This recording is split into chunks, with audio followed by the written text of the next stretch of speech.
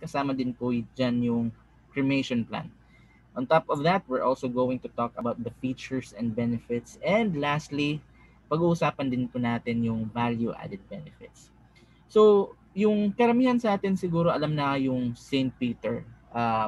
At one point, we experience talking to an agent or may namatay sa family or kaibigan natin, pumunta tayo sa chapel, nakita na po natin or na-experience na po natin yung services na ina-offer ng St. Peter, which is it's no longer surprising why it lasted over 50 years in the death care industry.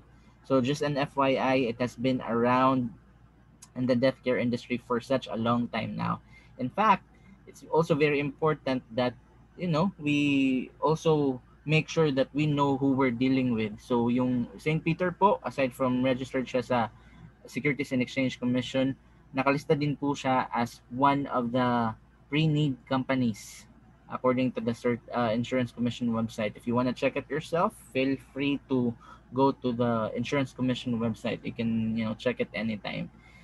At aside from the fact that it has been around for a long time, it's also one of the top companies here in the Philippines. In fact, back in 2017, it ranked 168th among the top 1,000 companies in the Philippines. That's according to Business World. So now that we know about St. Peter, let's now talk about the plans na ino-offer niya sa market. So dalawang categories lang po yan. Meron po tayong tinatawag na traditional at meron din po tayong tinatawag na cremation. Unang pag-uusapan natin is yung traditional. Ano nga ba yung traditional? Ito po yung mga simpleng plans, yung mga walang masyadong complication or hindi masyadong complex, kumbaga. Sa traditional po, meron po tayong 6 na plans. Ito po yung Saint Anne.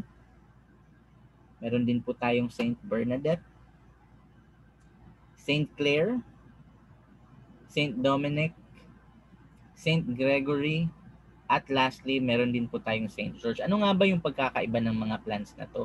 Simple lang.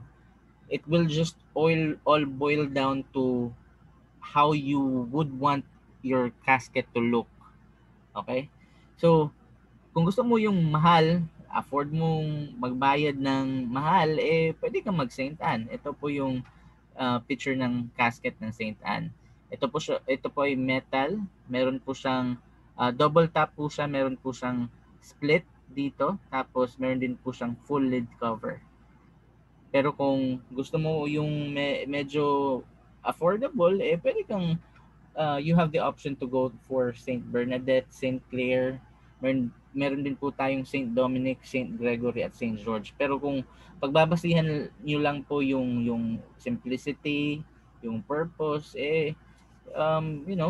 nowadays we have to be practical.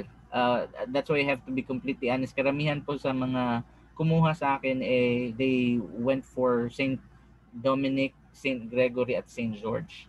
Kasi casket lang naman yan eh.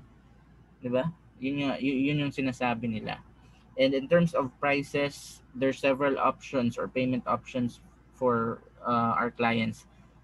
We have the option to pay it on spot.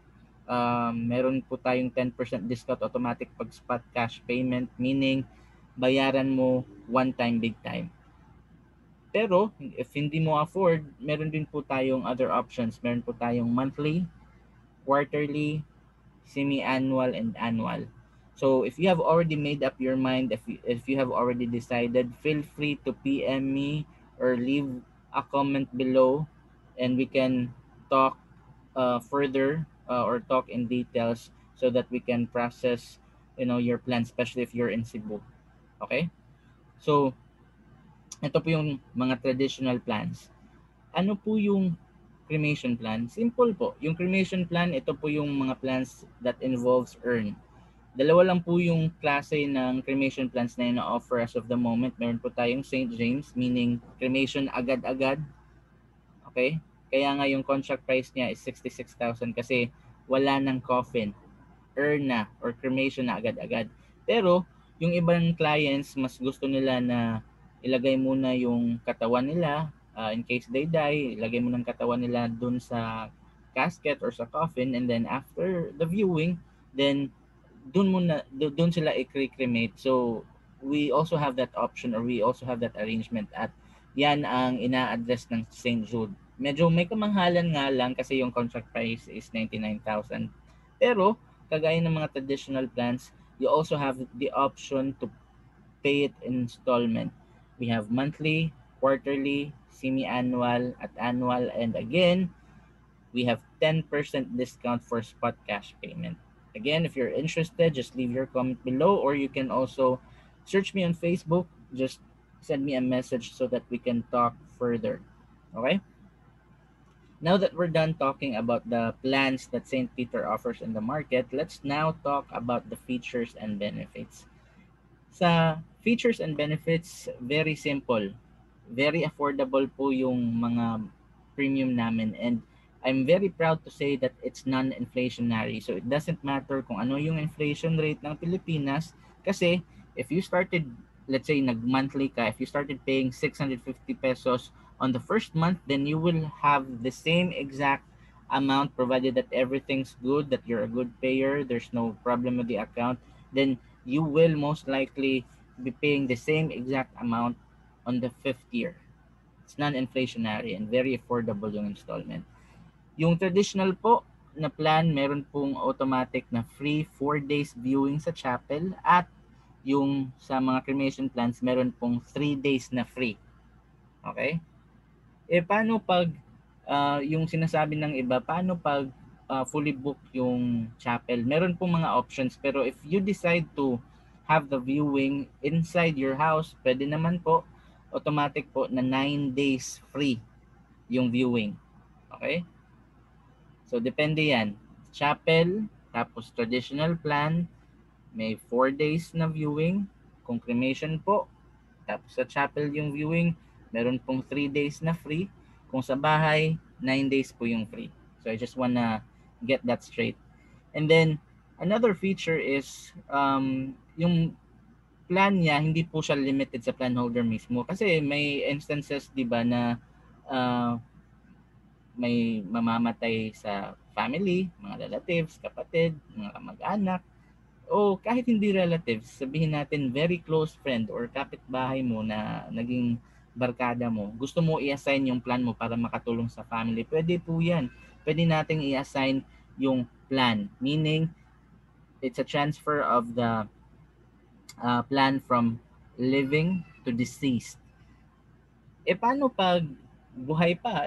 Pwede din namang pag-usapan yan. May cases na, in fact, I think that was 2 years ago, yung plan holder was my friend who decided to migrate to Canada.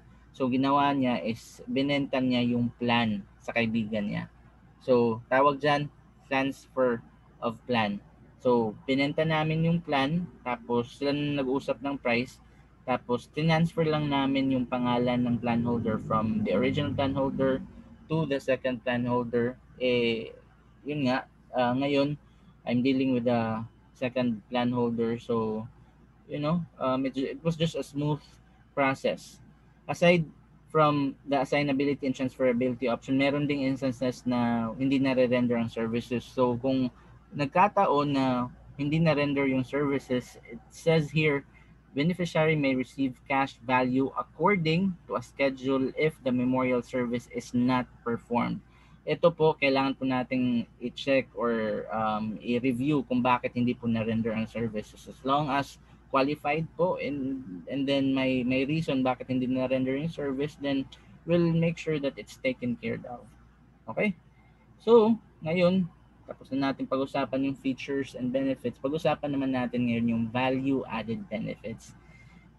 Meron po tayong unpaid balance din paid, cash benefit, waiver of installment, at meron din po tayong accidental death and dismemberment. Ito po, I'm going to talk about in details, and I'm also going to set some examples. So, pag-usapan muna natin yung cash benefit at unpaid balance din paid. So, paano ba to? How does this work? So, for example,